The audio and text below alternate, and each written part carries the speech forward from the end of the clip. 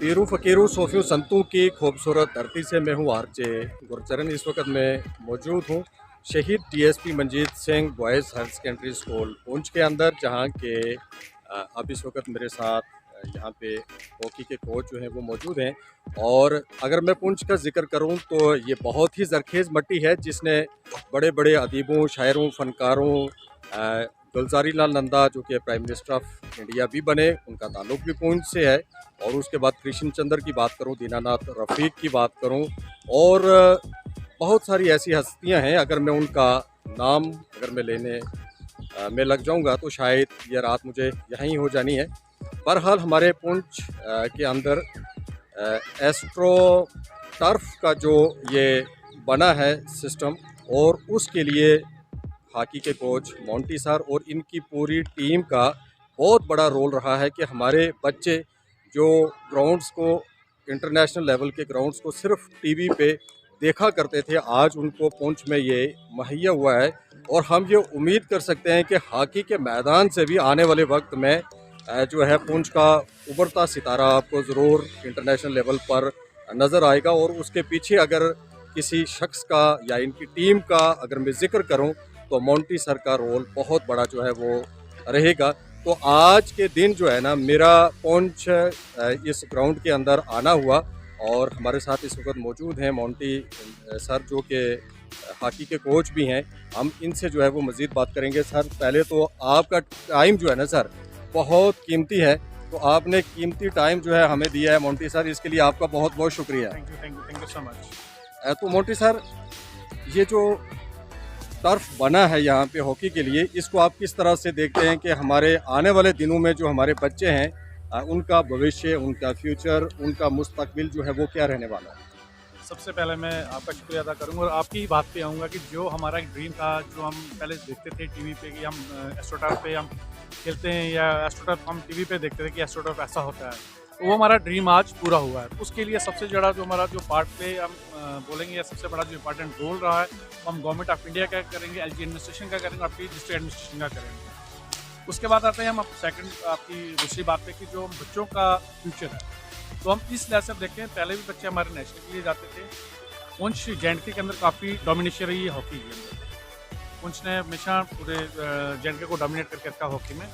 तो हमारा जो इस एस्ट्रोटर्फ मिलने के बाद जो हमारा रहेगा सिस्टम, उसमें ये ऐसा है कि काफ़ी बच्चे हमारे अब नेशनल अब रिप्रेजेंट कर रहे हैं, और अब हम ये उम्मीद करते हैं कि आने वाले टाइम में हमारे बच्चे जो हैं वो इंडिया को रिप्रेजेंट करेंगे और पुंछ की धरती का नाम ऊंचा करेंगे और अपने देश का नाम ऊंचा करेंगे।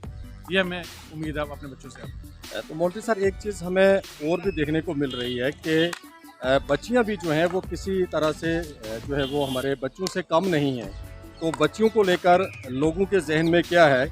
और क्रिकेट भी बच्चियां हमारी खेल रही हैं, और पुंछ जो कि एक पिछड़ा हुआ डिस्ट्रिक्ट है, अब इसको जो सहूलियत ये मिली है, और उसके बाद पेरेंट्स का क्या रुझान है और बच्चियां जो हैं क्या फील कर रही हैं? सर, जैसे अब गवर्नमेंट ऑफ इंडिया का भी एक चल रहा है, बेटी पढ़ाओ बेटी बचाओ, तो उसके माध्यम से जो उनका नारा है वो भी एक हमारे जो एजुकेशन में वो चल रहा है। लेकिन स्पोर्ट्स के लेकर हम बात करें, स्पोर्ट्स को लेकर, स्पोर्ट्स में अब हमारी बच्चियां काफ़ी इस इंफ्रास्ट्रक्चर को लेकर काफ़ी मोटिवेट हुई, उनके पेरेंट्स काफ़ी मोटिवेट हैं, काफ़ी कन्विंस हमने उनको किया है कि वो अपनी बच्चों को ग्राउंड भेज रहे हैं अब। और हमारी बच्चियां नेशनल ऑलरेडी रिप्रेजेंट कर रही हैं, नेशनल में भी जा रही हैं। तो इस एस्ट्रोटर्फ बनने से हमारी बच्चियों की जो स्ट्रेंथ है काफ़ी बड़ी है। तो हम काफ़ी उम्मीद करते हैं कि आने वाले टाइम में हमारी जो बच्चियां हैं वो भी इंडिया को रिप्रेजेंट करेंगी और काफ़ी दूर तक जाएंगी और पुंछ का नाम काफ़ी ऊंचा करेंगे। तो मोंटी सर, एक चीज़ और जानना चाहूँगा, काफ़ी अर्सा से आप बच्चों को कोचिंग दे रहे हैं और हमारे बच्चे यहाँ से आप बाहर भी लेके गए हैं, तो आउटपुट अब तक का क्या रहा? सर, आउटपुट ये है कि हमारा जो पहले जो हमारा एक ड्रॉबैक था वही एक मेन इंफ्रास्ट्रक्चर था। जब हमारे बच्चे यहाँ से ऊपर जाते थे, नेशनल लेवल पे खेलने जाते थे या कैंप में सेलेक्ट भी होते थे, जूनियर्स में सेलेक्ट होते थे, उसमें लास्ट होते थे, लास्ट 60s में भी आते थे हमारे बच्चे। लेकिन 60s के आने के बाद उनका कंपटीशन काफ़ी टफ हो जाता था। वो लास्ट 20 या 30 में जब लास्ट आते थे, वो 35 में आते थे, वहीं से वो आउट हो जाते थे। तो उसका रीज़न ये था कि इसका जो हमारा खेलने का सिस्टम है, एक मॉडर्न हॉकी है, साइंटिफिक हॉकी है ये, तो उसमें बच्चों को काफ़ी फिटनेस लेवल का काफ़ी होता था। इसमें रिसीविंग, जैसे हम स्किल्स की बात करें तो इसमें और ग्रासी में बहुत ज़्यादा फ़र्क है। हमारा इससे जो पहले हॉकी चलती थी वो ग्रासी में ही चलती थी, तो ग्रासी के स्टाइल में और टर्फ के स्टाइल में ज़मीन आसमान का फ़र्क है। तो हमारे पास जैसे अब ये टर्फ आ गया है, एस्ट्रो टर्फ आ गया है, तो हम बच्चों को उसी टेक्निक, उसी टर्फ के सांचे में हम उनको डालने की पूरी कोशिश कर रहे हैं। मोटी सर एक चीज़ और जानना चाहूँगा, जहाँ तक टर्फ का सवाल है, तो अगर हम ग्राउंड पे हमारे बच्चे खेला करते थे, अब तो ये काफ़ी इजी है, और जहाँ तक इंजरीज़ का सवाल है तो मेरे ख्याल से वो भी रिस्क जो है वो फैक्टर कम हुआ होगा। इंजरीज का भी है, क्योंकि ग्रासी में जो हमारा अनइवन सरफेस होता है वो वहाँ से बाल कहीं से भी वॉश हो जाता था, हमें पता नहीं लगता था। कहीं में छोटे छोटे पत्थर होते थे या थोड़ा अप डाउन्स होते थे, कहीं से बाल रेज होकर बच्चों के कभी मुंह पे लग जाता था, कभी हाथ में लगता था, तो हमें उसमें काफ़ी हमने प्रॉब्लम फेस किए। लेकिन एस्ट्रोटर्फ में है कि इंजरीज को काफ़ी हमने इसको रखा है कि इंजरीज बच्चों की ना हो। हम उसके लिए फर्स्ट एड भी हम बच्चों को बताते हैं कि अपने टर्फ पे कैसे खेलना और इंजरी को कैसे अवॉइड करना है, और कंपेरेटिवली ग्रासी के मुकाबले यहाँ पे इंजरीज का बहुत कम चांसेस है। मोंटी सर बहुत ही कीमती वक्त आपने हमें दिया है, और इसके लिए आपका बहुत बहुत शुक्रिया, और हम उम्मीद करते हैं कि आपकी मेहनत जो है वो एक दिन रंग लाएगी, और पुंछ का नाम, हमारी रियासत का नाम, हमारे मुल्क का नाम जो है वो रोशन करने में आपका बहुत बड़ा योगदान रहने वाला है। Thank you so much. Thank you sir. तो नाज़रीन, आप हमारे साथ इसी तरह से आपने जुड़े रहना है, और यहाँ पे जो बच्चियाँ खेल रही हैं मैं चाहूँगा कि उनसे भी बात की जाए कि वो क्या फील कर रही हैं। तो नाज़रीन, जिस तरह से मैं जिक्र कर रहा था कि जिस तरह से हमारे प्राइम मिनिस्टर का ये नारा भी है कि बेटी बचाओ बेटी पढ़ाओ, तो इसमें कोई दो राय की बात नहीं है कि आज हमारी बेटियां जो है ना वो किसी भी मैदान में मर्दों से जो है ना वो पीछे नहीं है। उसकी ज़िंदा मिसाल जो है ना वो आपके सामने है इस हॉकी की फील्ड में। ये देखिए आप, कितनी जो हमारे मुल्क की, हमारे ज़िला की शान ये बेटियां जो हैं वो अपने आप को जो है वो उन्होंने गेम से जोड़ा हुआ है, जहां हम देखते हैं कि आए दिन हमारे नौजवान जो है वो अक्सर किसी न किसी नशे की लत में जो है वो धंसते चले जा रहे हैं, और अगर वो भी ग्राउंड का रुख करेंगे तो उनका फ्यूचर, उनका मुस्तकबिल भी जो है ना वो अच्छा होने वाला है। तो मैं कोशिश करूँगा तो इनसे बात करते हैं कि ये ग्राउंड से जुड़कर क्या महसूस कर रही हैं, तो टर्फ के आने के बाद इनको कैसा लग रहा है। तो सबसे पहले तो मैं यहाँ से, ये सनम जी हैं। हाय सनम, हाय सर। कैसे हैं आप? Fine sir. तो उनके साथ में है मैनी जी। पूरा नाम तो इन्होंने बताया नहीं, क्या नाम है आपका? महिमा मैनी। माहिमा मैनी। तो इनके साथ साथ आप ये देख सकते हैं हमारी ये बच्चियां, ये आने वाला कल, ये हमारे मुल्क का फ्यूचर, ये नन्हे मुन्ने फूल, ये देखिए आप। तो वो कहते हैं ना कि जंग जो है वो हमेशा हौसलों से जीती जाती है, हथियारों से नहीं, और हम उम्मीद करेंगे कि इन्हीं में से कोई चेहरा जो है ना आपको हॉकी के आसमान पे उभरते सितारे की तरह भी नज़र आ सकता है। सनम, आपने हॉकी को कब से शुरू किया है, और आपके पेरेंट्स का जो है ना वो इसमें कितना रोल रहा है?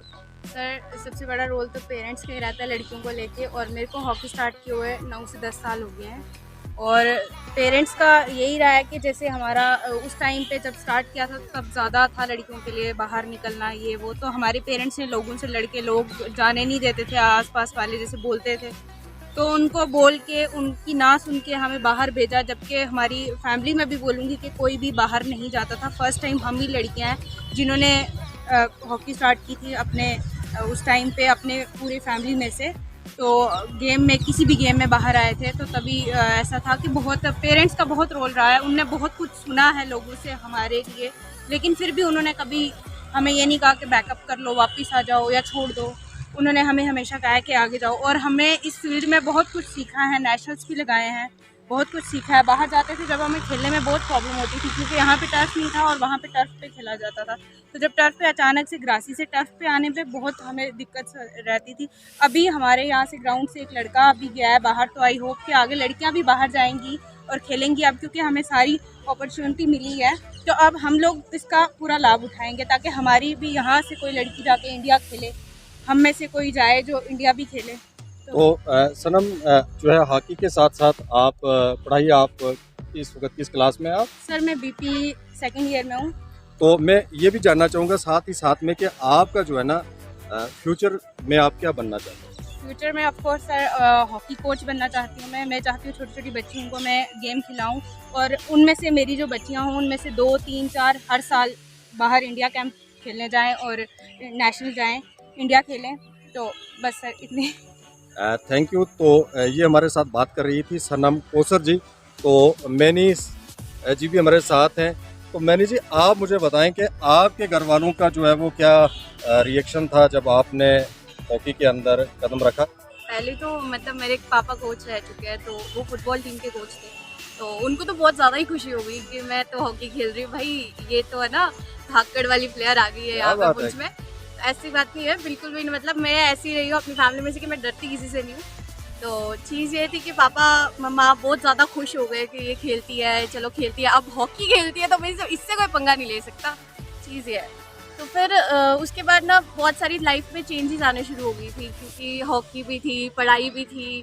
फिर उसके बाद मतलब एक्स्ट्रा करिकुलर एक्टिविटीज़ में पार्टिसिपेट करना, फिर उसके बाद मतलब ये सब बहुत होने शुरू हो गया था। बट फैमिली का सबसे बड़ा रोल, जैसे कि सनम ने कहा कि फैमिली का सबसे बड़ा रोल रहा है हमारे लाइफ में, सभी बच्चों की लाइफ में। और फैमिली का सपोर्ट नहीं होता तो मुझे नहीं लगता कि हम कर पाते कुछ भी। हमें नेशनल्स भेजते हैं हमारी फैमिलीज़, और फिर मतलब बहुत बहुत ज़्यादा सपोर्ट करती है हमारी फैमिलीज़। तो ये चीज़ थी। तो आज मुझे 11 साल हो गए यहाँ खेलते हुए। यहाँ अब टर्फ आया है और टर्फ पे तो हम अब प्रैक्टिस कर रहे हैं। हमारे कोच सर जो है हमें प्रैक्टिस करवा रहे हैं, तो हम बहुत हार्ड प्रैक्टिस कर रहे हैं। मैं तो चाहती हूँ हमारे गर्ल्स में से ये जितने भी गर्ल्स हैं, कोई ना कोई एटलीस्ट, कोई ना कोई नहीं, एटलीस्ट 2-3 लड़कियाँ तो जाए ही जाए, बट एटलीस्ट हार्ड प्रैक्टिस करें और अच्छे से करें और सब सपोर्ट करें इनकी फैमिली वाले। मैं यही चाहती हूँ। आपने कितने नेशनल लगाए अभी तक? मैंने इस वक्त 6 नेशनल लगाए हुए हैं। और जी जी। तो मैं एक चीज़ आपसे ये जानना चाहूँगा कि आज अगर हम देखें तो आज भी कहीं ना कहीं पेरेंट्स के जहन में जो है ना लड़कों और लड़कियों को लेकर एक कश्मकश सी रहती है। हाँ, तो ऐसे में आपका मैसेज जो है ना उन पेरेंट्स के लिए क्या है? क्या लड़कियां किसी तरह से लड़कियों से कम हैं? बिल्कुल भी नहीं, मुझे नहीं लगता, क्योंकि ये मेरी एग्जाम्पल है कि मेरे पेरेंट्स ने मुझे भेजा, मेरी बड़ी सिस्टर है उनको भी भेजा यहाँ पे। और मतलब लाइक मेरे पेरेंट्स जो है वो, मेरे पेरेंट्स में कभी नहीं सोचते कि हम लड़कियाँ कम हैं। इवन मेरा छोटा भाई है, उसको ज़्यादा ना सपोर्ट करके वो हमें सपोर्ट करते हैं। ये जितने भी गर्ल्स हैं यहाँ पे, सबको इतना सपोर्ट मिला है एटलीस्ट। इन ये सारी एग्जाम्पल्स है हमारे यहाँ की पुंछ की। तो मैं चाहती हूँ पेरेंट्स सभी ऐसा ना सोचे। देख लीजिए ये जो गर्ल्स हैं यहाँ पे खेलती आ रही है और ये बहुत अच्छा खेलती हैं। जो सभी गर्ल्स हैं बहुत अच्छा खेलती हैं। ये जो है सीनियर्स हैं, ये सीनियर्स हैं, ये अभी न्यू जूनियर्स आई हैं यहाँ पे। तो आपको सपोर्ट करना चाहिए गर्ल्स को रादर देन बॉयज़। हाँ, एक